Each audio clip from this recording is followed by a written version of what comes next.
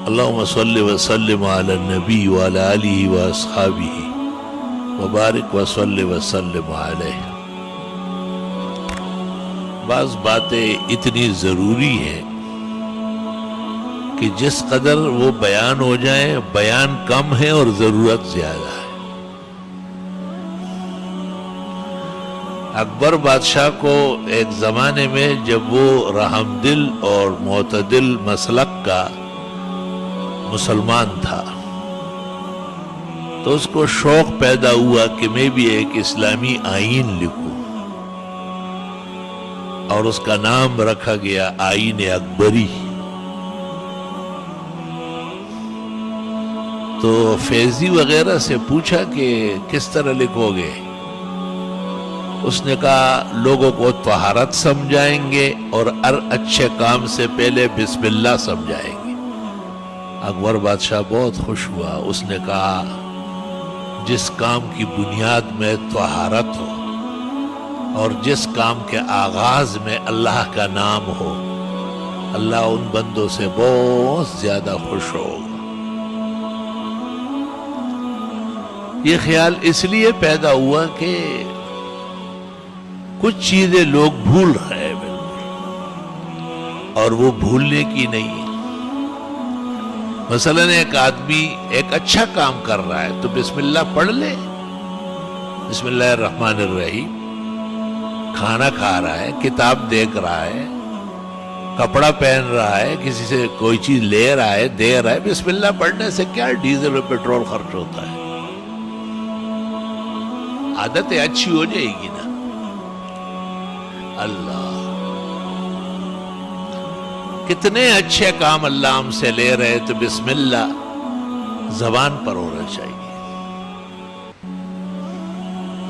طہارت خانے سے اب ویسے ہی نکل آئے، بھائی بیسن پر ہاتھ دھو لینا اچھا ہے، وضو تو ہر وقت ضروری نہیں ہے۔ پیغمبر نے کہا ما امرت کل ما بلت انا اتوضا، مجھے یہ تو نہیں کہا کہ جب بھی پیشاب کروں وضو ہی کرتا رہوں۔ علماء دین کہتے ہیں امت کی سہولت کے لیے آپ نے اس کو فرمایا، لیکن یہ ضرور ہے کہ آدمی ہاتھ دھوئے، منہ کنگالے، اس کو وضو لغوی کہتے ہیں، مختصر وضو۔ اس کا بھی فائدہ ہے، بہت برکت ہے۔ بھئی نعمت جو پانی کی ہے اس کے یہ بھی تو شکر ہے کہ ہمیں تو کنٹرول سے استعمال کرنا ہے۔ 3 دفعہ ہاتھ دھونے، 3 دفعہ کلی کرنی ہے، 3 دفعہ ناک دھونا ہے۔ قصدن نہ 2 دفعہ جائز ہے اور نہ 4 دفعہ جائز ہے۔ ہدایت میں لکھا ہے کہ کوئی ظالم ہی آگے پیچھے ہوگا۔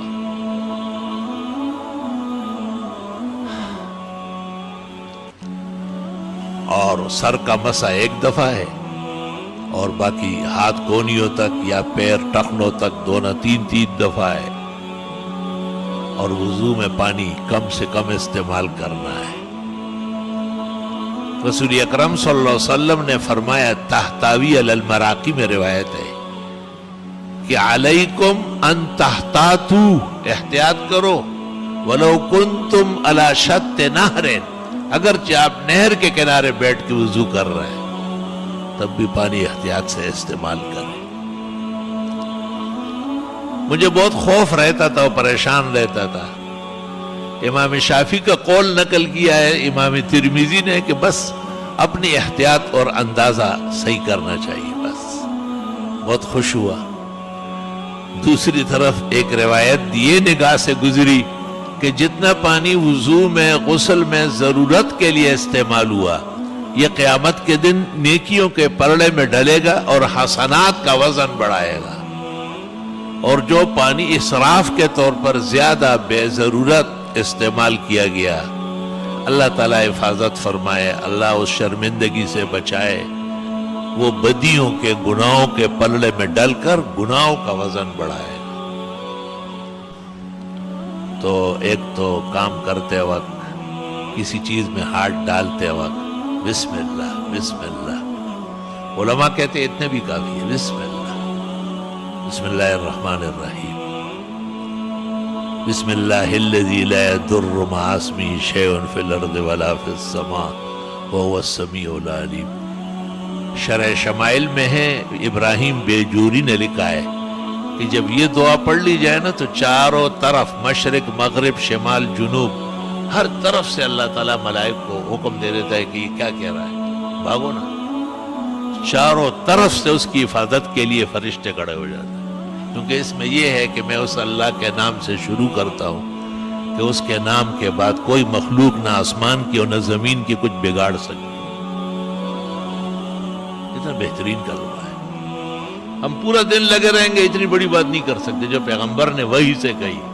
بسم اللہ الذی لا يضر مع اسمہ شیء فی الارض ولا فی السماء وہو السمیع. بچے ڈرتے ہیں بھائی، آپ کے اوپر حق نہیں ہے ان کا کہ آپ کلمات پڑھ کے دم کریں. یہ کلمہ پڑھو نا، آیت الکرسی پڑھو، آخری 4 کل پڑھو 3 دفعہ. تمام بزرگوں کا عمل ہے. اب دیکھو فائدہ ہو رہا ہے یا نہیں. بھائی ہماری کیا محنت مشقت ہے، کچھ بھی نہیں ایسا نام. آپ کہے یا اللہ اس میرے کم عمل میں تھوڑی محنت میں زیادہ اجر عطا فرما.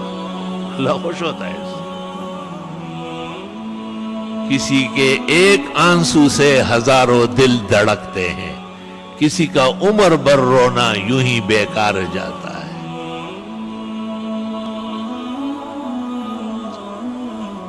دعائیں مانگا کرے، خوب تفصیل سے دعا مانگے. ایسا مانگے کہ فرش پر بیٹھے ہوئے مالک العرش کو رحم آ جائے. باقاعدہ دعا کے دوران پتہ چلتا ہے قبولیت کا. وہ مولانا ضیاء القاسمی ہمارے بہت بڑے خطیب اور مناظر تھے اہل حق کے. انہوں نے کہا میں نے حج کیا اور حج میں بڑی مشقت کی لیکن مجھے اطمینان نہیں ہوا. میں نے کہا آنکھ سے آنسو گری نہیں رہا، یہ کیسے حج ہے؟ کہ سب کچھ مناسک ادا ہو گئے، حج مکمل ہو گیا، مقام ابراہیم پر آیا تو کہا وہاں ایک پختون جو ہے نا اللہ سے دعا مانگ رہا ہے، اور کہتے ہیں ایک ہمارا بیل تھا اور ایک اس کا بچہ تھا یعنی بچڑا تھا. وہ دونوں ہم نے بیچے اور ریل گاڑی پہ بیٹھ گیا، کراچی اترا. آپ کے جہاز سمندری جہاز وہ سمجھتا تھا کہ اللہ تعالیٰ نے بھیجا ہے. کہا آپ کے جہاز پر بیٹھ کے یہاں آیا اور سب کہتے ہیں تمہارا گھر ہے، اب ہم کو معاف کرنا پڑے گا.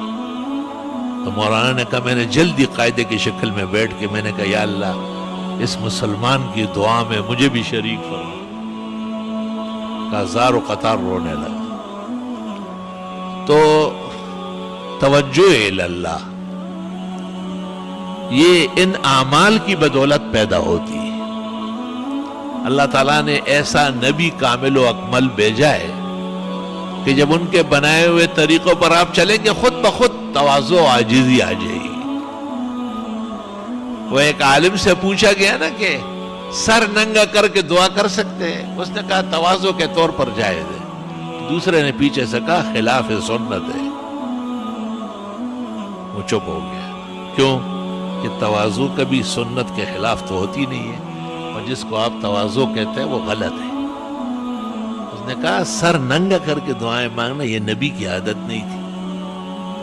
نبی سر ڈھکتے تھے، بازار میں بھی اور باہر بھی اور گھر بھی اور نماز میں بھی اور دن کو بھی اور رات کو بھی. علماء تو کہتے ہیں ننگے سر کھانا بھی نہیں کھانا چاہیے اور ننگے سر بیت الخلا بھی نہ جائے، وہاں بھی سر ڈھکا ہوا ہو. ہاں نماز والی ٹوپی رکھ لے، دوسری اختیار کرے. یہ بھی اسلام تھا اور یہ بھی دین تھا. معارف السنن شرح ترمذی میں حضرت الاستاذ حضرت مولانا محمد یوسف صاحب بنوری رحمۃ اللہ علیہ نے لکھا ہے کہ سلف غسل خانے میں بھی سر ڈھانکتے تھے نہاتے ہوئے، اور دھوتی مان لیتے تھے کہ فرشتے تو ہے، اللہ تو ہر جگہ ہے. مفتی محمد شفیع نے بھی گناہ بے لذت میں لکھا ہے. اور کھانا کھاتے وقت اور بیت الخلا جاتے وقت سر ڈھانکنا یہ بھی لکھا ہے حضرت صاحب نے، اور لوگوں نے بھی لکھا ہے. آج وہ زمانہ آیا کہ مسجد میں لوگ آتے ہیں ننگے سر. اس کو پتہ نہیں کہ یہ مسجد ہے یا کلب ہے، یہ خدا کا گھر ہے یا کوئی میرج گارڈن ہے. اتنی زیادہ بے توجہی اور اس قدر بے پرواہی تو نقصان دہ ثابت ہو جائے گی. وہ دین جو بڑی شان سے نکلا تھا عرب سے، پردیس میں پہنچ کر وہ غریب الغربا ہے. کس شان کا دین ہے اور کس قدر بے پرواہی برتی جا رہی. بھئی آپ مسجد آتے ہیں، اللہ ہمیشہ آنا نصیب فرمائے، بھئی دائیں پاؤں آگے کر کے روانہ ہو جاؤ نا، سنت زندہ ہو جائے گی۔ آپ کے دائیں بائیں کا کوئی فرق نہیں ہے آپ کو۔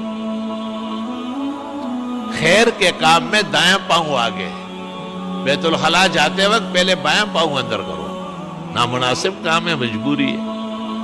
نکلتے وقت بہترین وقت ہے، خیر و عافیت سے فراغ ہو گیا، دائیں پیر باہر نکالو۔ بھئی یہ دائیں بائیں ہمارا نام ہے اصحاب الیمین، اصحاب المیمنہ، دائیں اور بائیں کے فرق کرنے والے خوش نصیب، جن کی نہ شریعت ہے نہ دین ہے، ان کے ہاں اگر بایاں ہے تو وہ ویسے ہی رسوا ہے قیامت کے دن، یہیں سے رسوا ہے۔ لیکن آپ تو کامل و اکمل دین والے ہیں، الیوم اکملت لکم دینکم، آج سے میں نے تمہارا دین مکمل کیا۔ دین کیسے مکمل؟ وَأَتْمَمْتُ عَلَيْكُمْ نِعْمَتِي، یہ نعمتیں پوری ہو گئی۔ اللہ جوتے اتار رہے، موزے اتار رہے، کہتے بائیں سے پہلے اتارو اور نیچے رکھو، پھر دائیں سے اتارو۔ اتارنے میں بائیں پہلے ہیں اور پہننے میں دائیں پہلے ہیں۔ دائیں پیر اتار کر مسجد میں داخل کرو، اللہم افتح لی ابواب رحمتک، اللہم صلی وسلم علی النبی پڑھ لیں۔ مسجد میں آتے رہے صفوں کی طرف، یہ نہیں کہ بیڑ بکریہ کی طرح کوئی وہاں بیٹھ گیا کوئی وہاں بیٹھ گیا، یہ کوئی بندروں کا ڈانس تو نہیں ہے۔ مسجد خانہ خدا ہے، صف اول، صف ثانی، صف ثالث، ان تین کا اہتمام بہت زیادہ ہے۔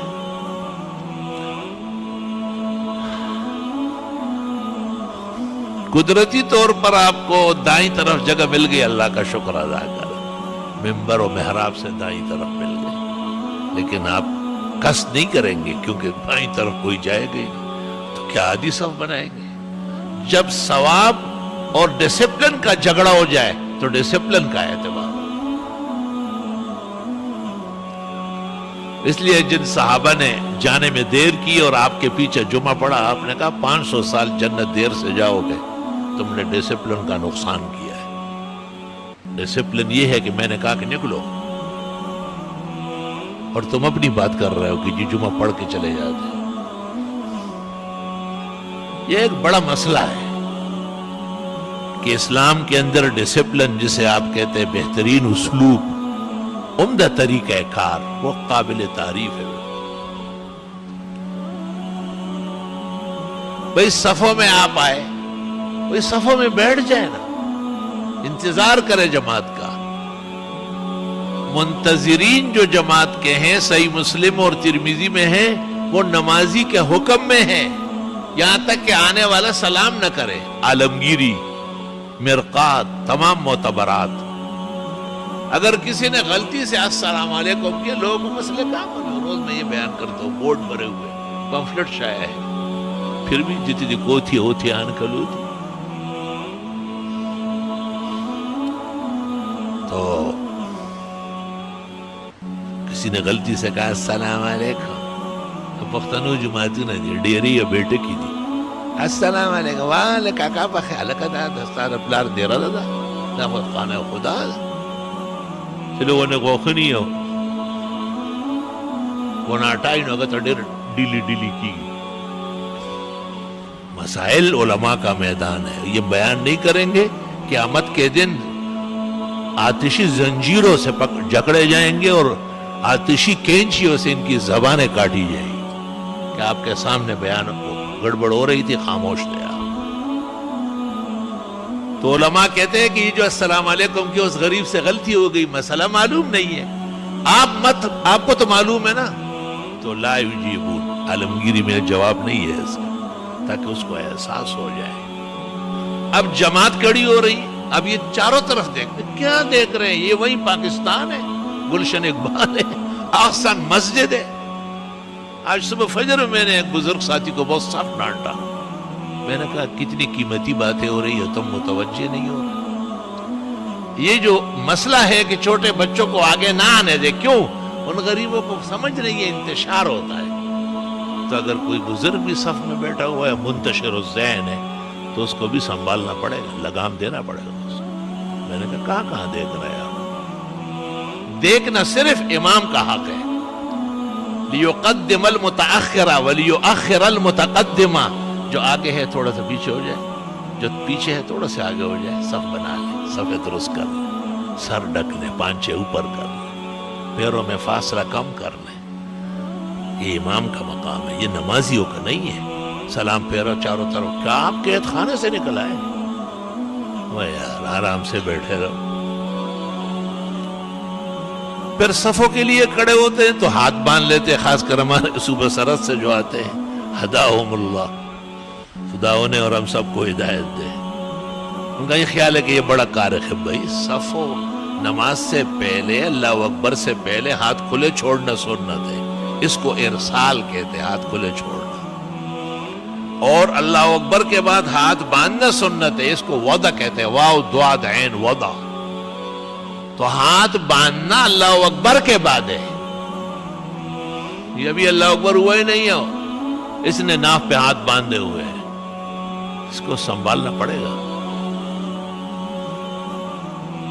مسائل میں جرأت کے ساتھ بیان کرنا یہ عالم کا میدان ہے، وہ تمام بدعات اور رسوم کو چاک کر کے آگے بڑھتا ہے۔ الحمدللہ۔ بھئی نماز ختم ہو گئی، اب نمازیں دو قسم کی ہے، ایک فجر اور عصر ہے، جن کے بعد کوئی شغل نہیں ہے، بیٹھے رہے آپ، تسبیحات دائیں ہاتھ سے گنے، آیت الکرسی پڑھے، واعظ نصیحت و وہ سنے، تلاوت کرے، دعا مانگے، اس طرح عصر کے بعد۔ لیکن ظہر، مغرب اور عشاء میں موقت سنتیں ہیں، اور فقہاء اور محدثین کا اس پر اجماع ہے، ایک فقیہ و محدث دنیا میں نہیں ملا جس نے کہا ہو کہ خیر ہے بیٹھے رہے یہ تسبیحات پوری کر لیں۔ صرف شاہ ولی اللہ محدث نے اتنا سا کہا تھا کہ کبھی تسبیحات کے لیے، کبھی سنتوں کے لیے۔ حضرت مولانا انور شاہ سے فرماتے تھے، سوچ نہیں سکتا ہوں کہ شاہ ولی اللہ ایسی کمزور بات کرے۔ دیکھیں گنجائش ہوتی تو شاہ ولی اللہ کا امام الہند ہونا انور شاہ سے زیادہ کون جانتا ہے کہ مسئلہ غلط ہے، یاد نہیں دی۔ مولانا بھی معارف السنن میں لکھتے وَلَمْ يَرْضَى بِهِ شَيْخُنَا، شاہ ولی اللہ کی تجویز پر ہمارے استاذ مولانا انور شاہ راضی نہیں ہوئے، کہ نہیں اس سے سنتوں کا نقصان ہو جائے گا۔ اور یہ وہ اچھے نورانی چہرے، پوری داڑھی والے، پانچے اوپر تک لے، یہ وہ بیٹھتے ہیں، وہ سمجھتے ہیں کہ کار خیر کرتے ہیں، حالانکہ القیام الی السنت متصلا بالفرض مسنون، بہر، نہر، تبیین، حامدیہ، فتاوی شام، ساری میں عرض کرتا ہوں اور تمام دنیا کے علماء کو یہ بات کہے، مجھ عاجز فقیر کے حوالے سے، کہ اس پر محدثین و فقہاء کا اتفاق ہے کہ جن نمازوں کے بعد سنتیں ہیں، تسبیحات، آیت الکرسی یا طویل دعاؤں کے لیے بیٹھنا ناپسندیدہ ہے۔ اس ناپسندیدہ فعل سے دو خطرے پیدا ہوئے۔ ایک خطرہ یہ کہ یہ شخص تسبیحات، آیت الکرسی، دعائیں پوری کر کے جو اٹھے گا تو کہتے ہیں کہ سنت نہیں نفل پڑے گا۔ سنت کہاں چلی گئی؟ اس کے اس بیٹھنے سے ختم ہو گئی۔ کون بیٹھا تھا؟ یہ ظالم بیٹھا تھا،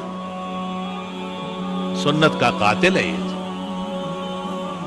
کہتے ہیں یہ غصہ ہوتا ہے، غصہ نہیں ہوگا، یہ مجھے کتابوں کا پتہ ہے کہ بزرگان دین نے کتنا ماتم کیا ہے۔ دوسرا قول کہ نہیں، سنت تو اب بھی سنت ہے،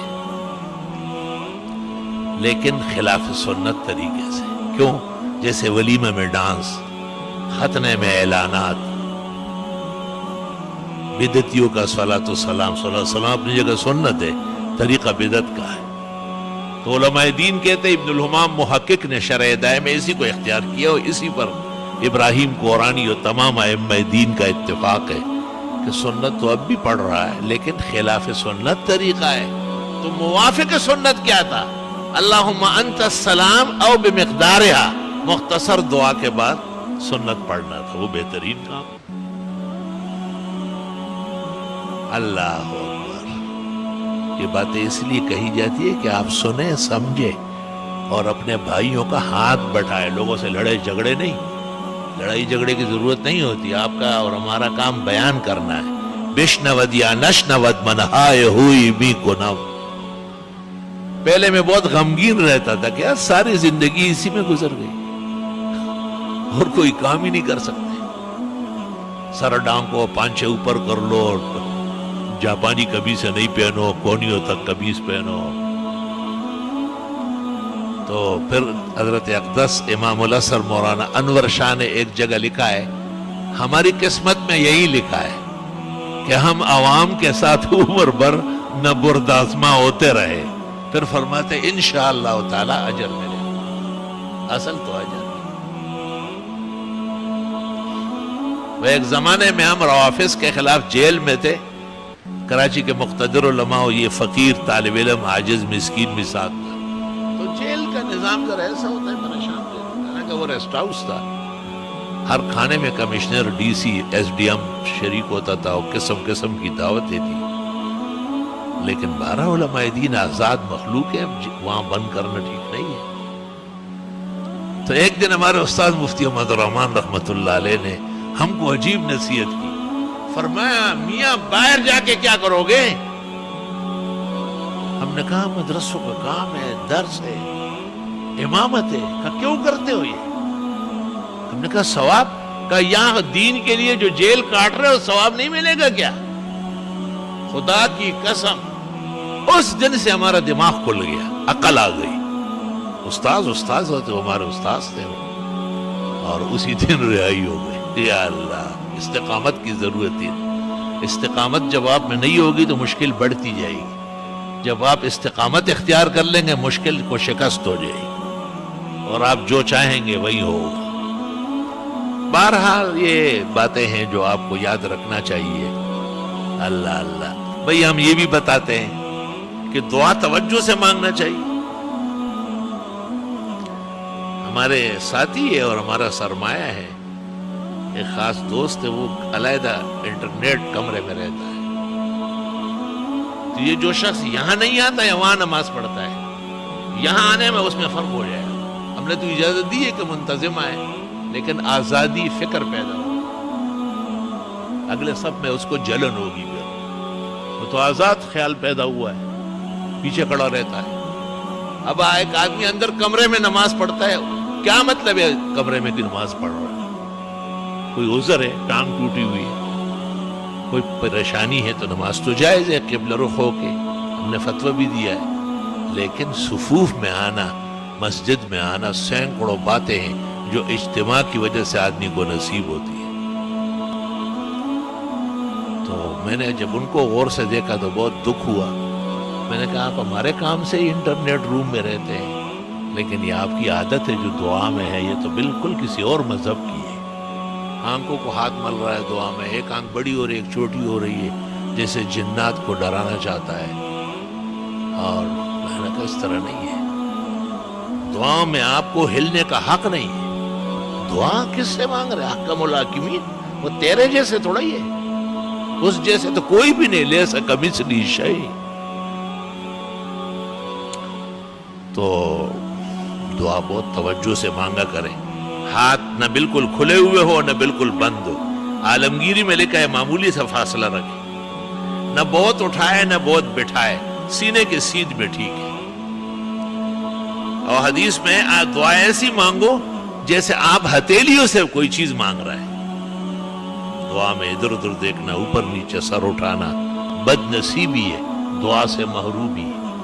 دعا کو اللہم صلی سے شروع کرنا نبی نے منع کیا ہے, خلاف سنت اور دعا مردود ہونے کی علامت ہے.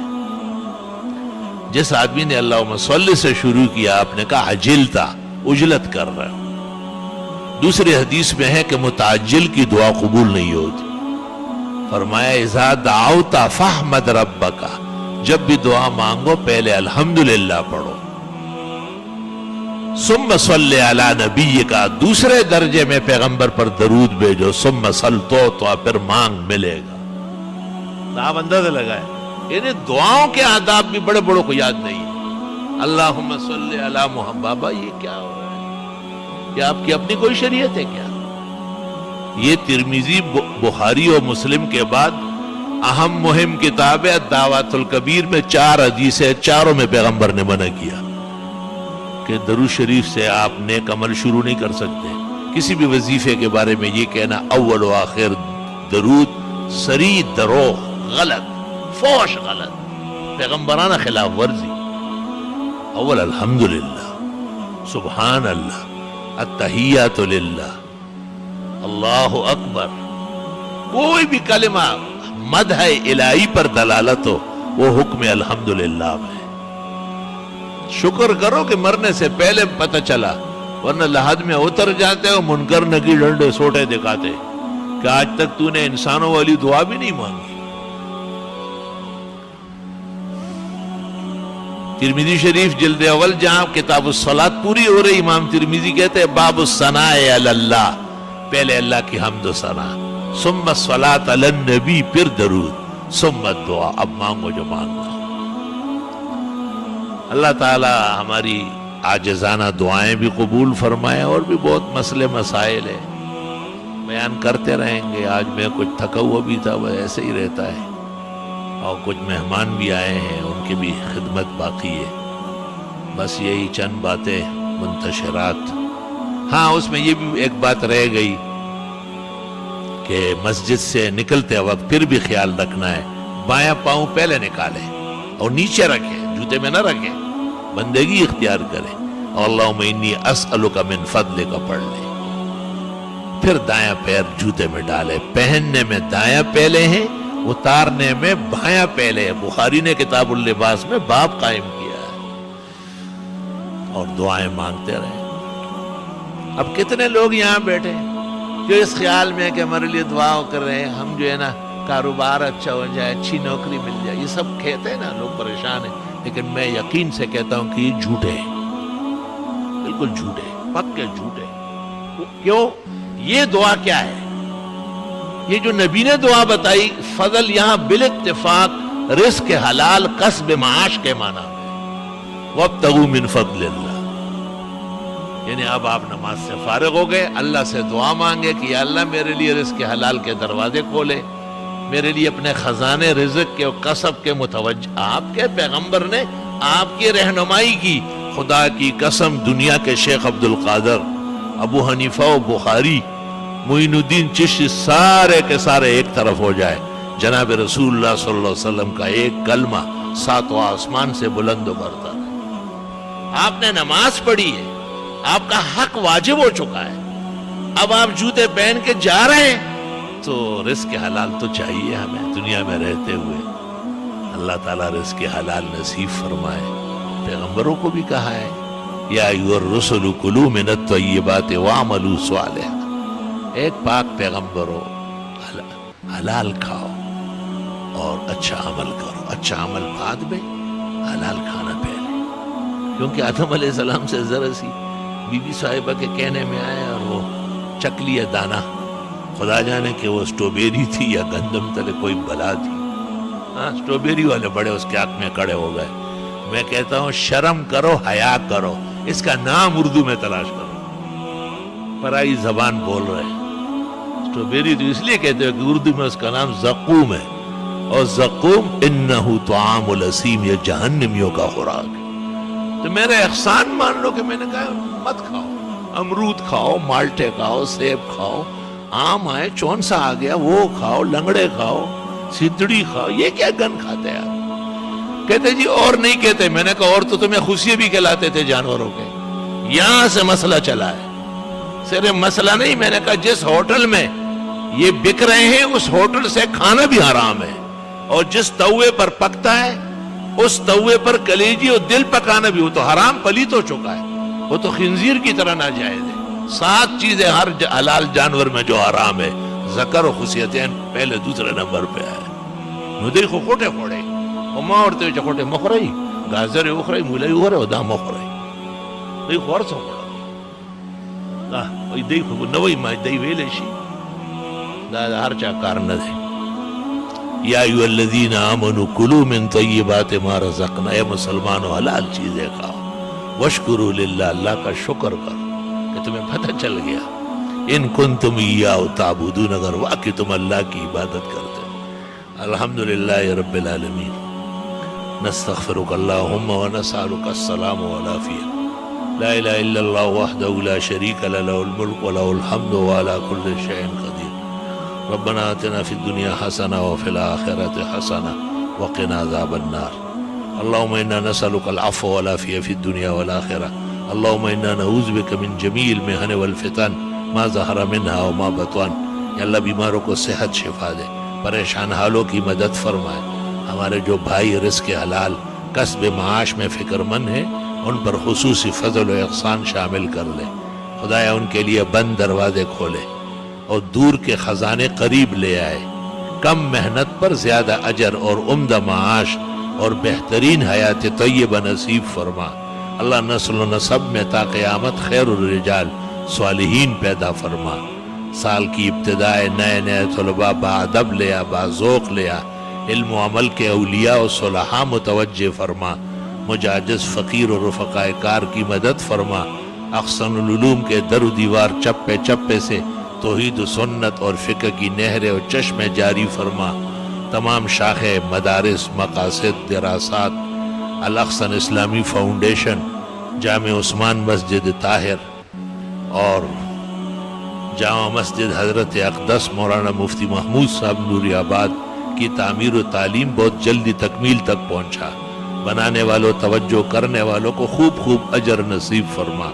پورے عالم کے مسلمان جو اس درس سے فیضیاب ہو رہے ہیں، اللہ تعالیٰ ان کو مزید فیض نصیب فرما۔ کچھ حواسد اور دشمنان دین جو ظاہراً دینی شکلوں میں ہیں، ان مارے آستینوں سے اللہ مسلمانوں کے عقائد و اعمال اور معاشرہ محفوظ فرما۔ اللہ سب کے انجام و عاقبت بخیر و عافیت فرما۔ صلی اللہ علیہ وسلم۔